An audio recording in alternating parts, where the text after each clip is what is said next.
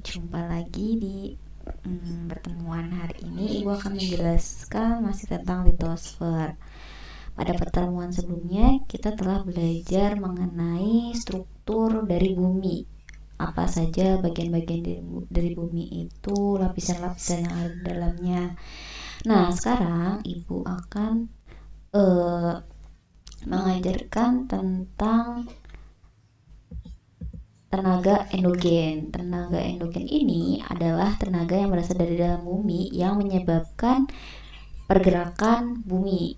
Nah, apa sih penyebab dari tenaga endogen ini? Penyebabnya itu adalah konveksi inti bumi yang panas. Pada pertemuan sebelumnya Bu telah menjelaskan bahwa di dalam inti bumi itu dia suhunya sangat tinggi. Karena suhunya itu sangat tinggi, maka timbullah arus konveksi. Arus konveksi ini yang menyebabkan adanya pergerakan di lapisan atasnya dari inti bumi, seperti itu. Nah, tenaga endogen ini ada 3 macam. Ada tektonisme, ada vulkanisme, dan ada seisme. Pada pertemuan kali ini, Ibu hanya akan menjelaskan tentang tektonisme. Apa sih tektonisme itu? Nah, tektonisme itu adalah tenaga yang berasal dari dalam bumi yang menyebabkan perubahan letak atau bentuk dari lempeng bumi. Istilah tektonisme ini pasti sedikit familiar ya untuk kalian. Biasanya diidentikan dengan gempa bumi gitu. Nah, sebenarnya tektonisme ini bukan hanya berkaitan dengan gempa bumi. Nanti kita akan pelajari lebih lanjut ya. Nah, tektonisme ini dibagi menjadi 2. Ada epirogenetik, ada orogenetik. Epirogenetik ini ciri-cirinya itu prosesnya lambat dan meliputi daerah yang luas. Karena prosesnya lambat, kita itu tidak bisa merasakan perubahannya secara langsung gitu, karena lambat, terus daerahnya luas.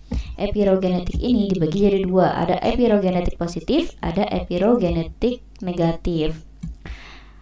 Epirogenetik positif itu contohnya turunnya pulau-pulau di Indonesia Timur. Jadi epirogenetik ini terus contoh laginya adalah turunnya lembah Sungai Kongo. Epirogenetik negatif naiknya Pulau Timur dan Buton, dan contoh lainnya adalah pembentukan pulau-pulau baru. Nah, apa sih sebenarnya epirogenetik positif dan epirogenetik negatif ini? Nih contohnya, ini yang positif. Jadi daratannya itu mengalami penurunan. Karena daratan mengalami penurunan, jadi lautnya itu seolah-olah naik. Sehingga tadi contohnya itu adalah turunnya pulau-pulau di Indonesia Timur. Atau kalau di dunia itu adalah turunnya lembah Sungai Kongo. Jadi daratannya itu seolah-olah turun. Jadi daratannya itu mengalami penurunan sehingga lautnya itu seolah-olah naik. Kalau epirogenetik negatif kebalikannya. Jadi si daratannya ini dia naik sehingga permukaan lautnya itu seolah-olah turun, seperti itu. Tadi ya naiknya pulau-pulau timur, pembentukan pulau-pulau baru itu disebutkan karena epirogenetik negatif. Namun sekali lagi prosesnya itu sangat lambat sehingga kita tidak bisa merasakannya secara langsung. Seperti itu. Lalu kita ke orogenetik. Apa sih orogenetik ini? Bedanya dengan epirogenetik. Nah, orogenetik ini prosesnya dia lebih cepat dan meliputi daerah yang sempit. Gitu. Kalau epirogenetik tadi lambat, kalau orogenetik cepat, sehingga kita bisa merasakan dampak dari pergerakan itu sendiri. Orogenetik itu ada 2, ada lipatan dan juga nanti ada patahan. Lipatan ini tenaganya cukup besar dan dia membentuk gelombang. Kalau patahan dia cukup besar dan sangat cepat. Jadi lipatan sama patahan itu lebih cepat patahan daripada lipatan. Tapi kalau dibandingkan dengan epirogenetik, lipatan itu dia lebih cepat. Seperti itu. Kalau patahan dia itu memecahkan batuan. Kalau lipatan itu hanya membentuk gelombang, patahan itu memecahkan batuan. Ini contoh lipatan. Di lipatan itu ada yang namanya antiklin dan ada yang namanya sinklin. Antiklin itu bentuknya seperti bukit. Jadi kayak bukit-bukit gitu, dia namanya antiklin. Tapi kalau bentuknya dia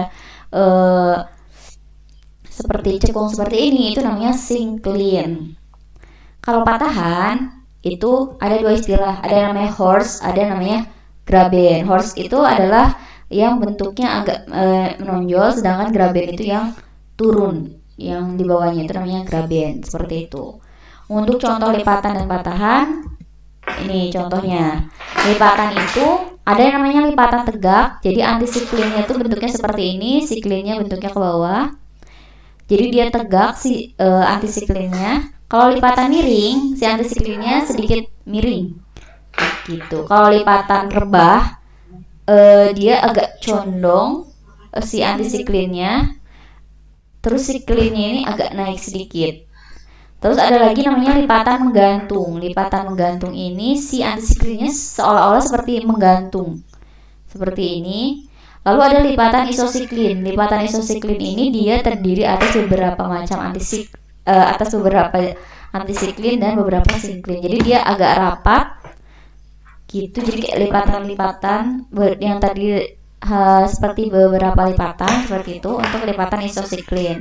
Kalau lipatan kelopak dia mirip dengan ikatan rebah, hanya agak kemiringannya tidak terlalu besar dibandingkan dengan lipatan rebah. Kalau patahan sendiri, patahan itu nih ada beberapa macam. Ada horse itu ketika dia bentuknya seperti ini. Lalu ada graben agak turun ke bawah di sini. Lalu ada menuju suatu pusat bentuknya seperti ini. Lalu ada yang namanya memusat, ada yang menyebar, ada fleksur. Lalu ada dextral, ada sinistar. Ini bentuknya agak bertolak belakang. Lalu ada block mountain seperti itu. Sekali lagi, lipatan dan patahan ini lebih besar pergerakannya itu adalah yang bergerak lebih cepat itu adalah yang patahan. Biasanya patahan ini juga bisa menghasilkan gempa bumi kalau tenaganya besar seperti itu. Sampai sini penjelasan Ibu tentang tektonisme. Sampai jumpa di video selanjutnya. Wassalamualaikum warahmatullahi wabarakatuh.